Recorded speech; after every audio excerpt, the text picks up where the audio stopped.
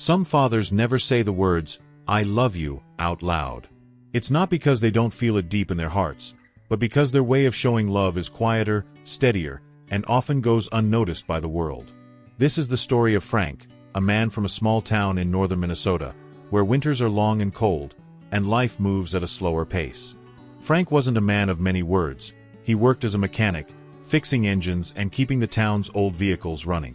He was a man of action, not speeches.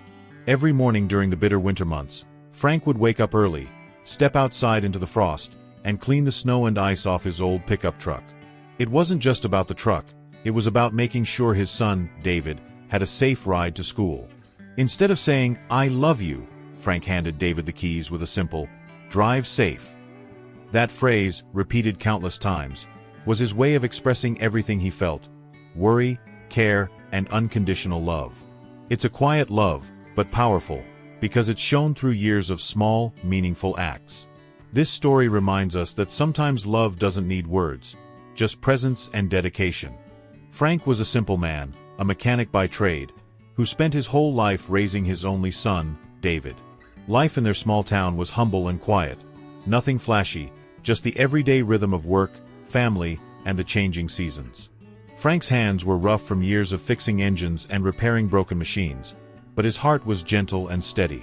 He wasn't the kind of father who would say, "I love you," or wrap his son in a warm hug every morning. Those words and gestures didn't come easily to him. Instead, Frank showed his love in the little things he did every day.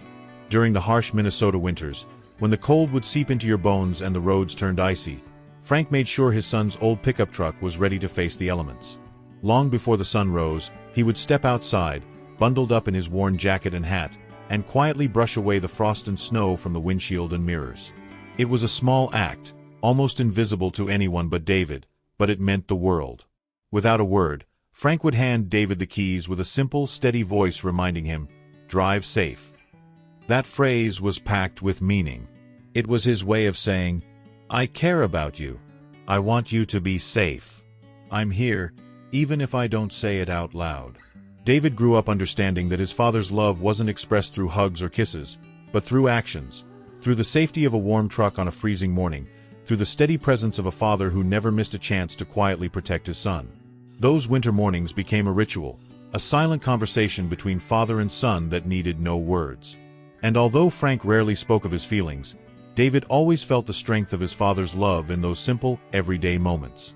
It was this quiet devotion that shaped David's childhood, a reminder that sometimes, love doesn't have to be loud or showy. It's found in the unspoken promises, in the small sacrifices, and in the steady, unwavering care that lasts a lifetime. David grew up and eventually left their small town to attend college in the big city. It was a world away from the quiet rhythms of northern Minnesota, the noisy streets, the towering buildings, the fast pace of life. As much as David was excited about his new life and opportunities, he couldn't shake the feeling that something was missing. It wasn't just the distance from home or the unfamiliar surroundings. It was the absence of the warmth he longed for from his father. Growing up, David had never heard his dad say, "I love you." There were no hugs or words of comfort when things got tough. Frank's love was silent, expressed in deeds rather than spoken words. But now, living on his own and facing the challenges of adulthood, David found himself craving those simple words, the kind of affection that could fill the spaces where his father's quiet love didn't reach. Every holiday, when David returned home or sent a message, the answer was always the same: a small, plain card from Frank. No heartfelt notes or long letters, just a card with David's name written on the front. Sometimes, David would stare at that card, wondering what his father really felt inside. Did Frank love him as deeply as he hoped? Did he ever think about saying the words he never did? Despite the distance and the silence, Frank's love was there, quietly steady as always. David could see it in the way the old pickup truck was still parked in the driveway when he came home. He remembered the mornings when his father would make sure everything was ready for his day. But the absence of words left David feeling lonely in a way he didn't quite know how to express. The more David tried to understand his father's silence, the more he realized how different their worlds were. Frank came from a generation where emotions were often kept hidden, especially by men.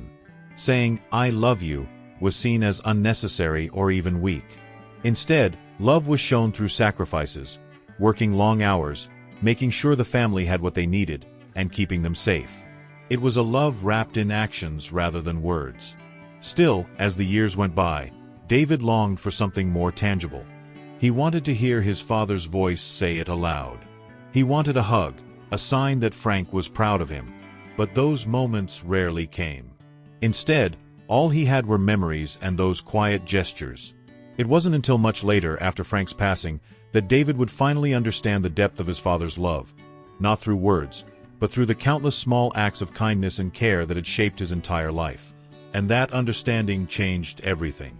It wasn't until after Frank passed away that David came home to clean out the house. The silence that filled the rooms was heavy, but as he wandered through the familiar spaces, memories flooded back. Many bittersweet, some he had long forgotten.